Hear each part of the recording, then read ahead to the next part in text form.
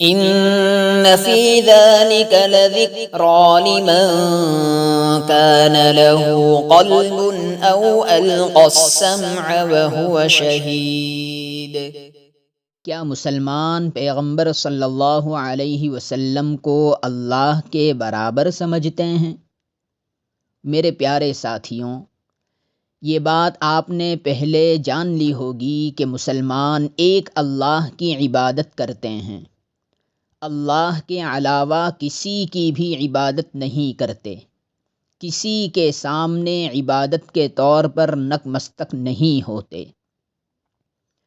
اب اگر کسی کے دل میں یہ شبہ اور خیال ہو کہ کیا مسلمان حضرت پیغمبر صلی اللہ علیہ وسلم کو اللہ کے برابر مانتے ہیں، تو ان کو یہ جواب دیتا ہوں کہ نہیں، ہرگز نہیں۔ اگرچہ تمام انسانوں میں سب سے بڑے اور سب سے زیادہ عزت اور احترام کے قابل حضرت محمد پیغمبر صلی اللہ علیہ وسلم ہی ہیں، اور تمام مسلمان بھی یہی مانتے ہیں اور یہی ہمارا عقیدہ ہے، اس کے باوجود کوئی بھی مسلمان جو حقیقی طور پر مسلمان ہے کبھی بھی حضرت پیغمبر صلی اللہ علیہ وسلم کو اللہ کے برابر نہیں سمجھتا، اور نہ پیغمبر صلی اللہ علیہ وسلم کو اللہ کا شریک اور پارٹنر سمجھتا ہے۔ اسی لیے جب پیغمبر صلی اللہ علیہ وسلم اس فانی دنیا میں زندہ تھے، تب بھی ان کے آگے جھکنا، ان کے سامنے سجدہ کرنا جائز نہیں تھا،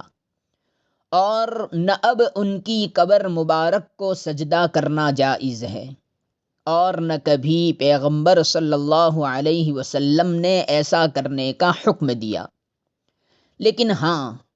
مسلمان حضرت پیغمبر صلی اللہ علیہ وسلم کا فرما بردار اور آگنا پالک ضرور ہوتا ہے، کیونکہ وہ اللہ کے سچے بندے اور اس کے رسول ہیں، اور اللہ پاک ہی نے ان کا فرما بردار آگنا پالک ہونے کا قرآن میں ہم سب کو حکم دیا ہے۔ لیکن اس کا مطلب یہ نہیں ہے کہ حضرت پیغمبر صلی اللہ علیہ وسلم اطاعت اور آگنا پالن میں اللہ کے سمان اور برابر ہیں، کیونکہ حضرت پیغمبر صلی اللہ علیہ وسلم جو کچھ فرماتے ہیں سب اللہ کی طرف سے پیغام ہوتا ہے، تو حضرت پیغمبر صلی اللہ علیہ وسلم کا حکم دراصل آپ کا حکم نہیں ہوتا، بلکہ پیغمبر ہونے کی وجہ سے وہ اللہ کا حکم ہے۔ اسی لیے قرآن کریم میں یہ کہا گیا ہے کہ جو انسان پیغمبر کا فرما بردار آگنا پالک ہوتا ہے وہ اصل میں اللہ کا فرما بردار آگنا پالک ہوتا ہے۔ اس کو آپ اداہرن سے سمجھو۔ جیسے راجا اپنے وزیر کو کوئی حکم دیتا ہے کہ جنتا میں جا کر یہ قانون پرکاشت کر دو، تو اس وقت وزیر اپنی زبان سے جس حکم کو پرکاشت کرتا ہے وہ اس کا حکم نہیں ہوتا، بلکہ دراصل راجا کا حکم ہوتا ہے، اور وزیر کے حکم پر عمل کرنا راجا کے حکم پر عمل کرنا سمجھا جاتا ہے۔ اسی لیے کوئی عقل رکھنے والا انسان اس سے یہ نہیں سمجھتا کہ وزیر راجا کے سمان اور برابر ہو گیا۔ اگر کوئی انسان ایسا سمجھنے لگے اور آئندہ سے راجا کی جگہ وزیر کی کرسی کو چومنے لگے تو وہ انسان نادان، جاہل یا بے وقوف ہی سمجھا جائے گا۔ اسی طرح آپ اپنے کسی مقدمے میں ایک شخص کو اپنا وکیل بناتے ہو، تو جو کچھ وہ کہے گا سب آپ کے ساتھ جوڑ کر دیکھا جائے گا کہ گویا تم کہہ رہے ہو،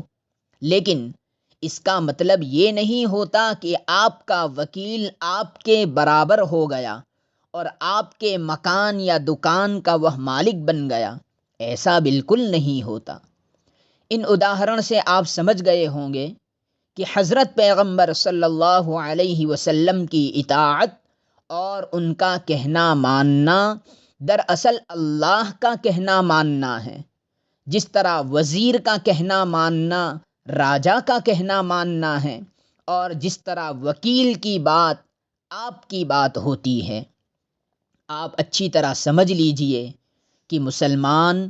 حضرت پیغمبر صلی اللہ علیہ وسلم کو نہ تو اللہ کا شریک اور پارٹنر مانتے ہیں اور نہ ہی اللہ کے سمان مانتے ہیں، بلکہ اللہ کو معبود یعنی پوجیا، اور حضرت پیغمبر صلی اللہ علیہ وسلم کو اللہ کا سب سے بڑا بندہ یعنی پوجک، اور سب نبیوں کے بعد آنے والا اللہ کا آخری نبی اور سب سے عظیم رسول پیغمبر مانتے ہیں۔ یہاں ایک بات کی وضاحت کر دوں کہ اوپر ذکر کیے گئے اداہرن کی وجہ صرف اور صرف آپ کو بات سمجھانا ہے، ورنہ حضرت پیغمبر صلی اللہ علیہ وسلم کا تو وہ مقام اور مرتبہ ہے کہ دنیا کی کوئی مثال اور کوئی اداہرن اور کوئی چیز آپ کے برابر نہیں ہے۔ یہی ہمارا عقیدہ ہے۔ ان فی ذلک لذکری لمن کان له قلب او القى السمع وهو شہید۔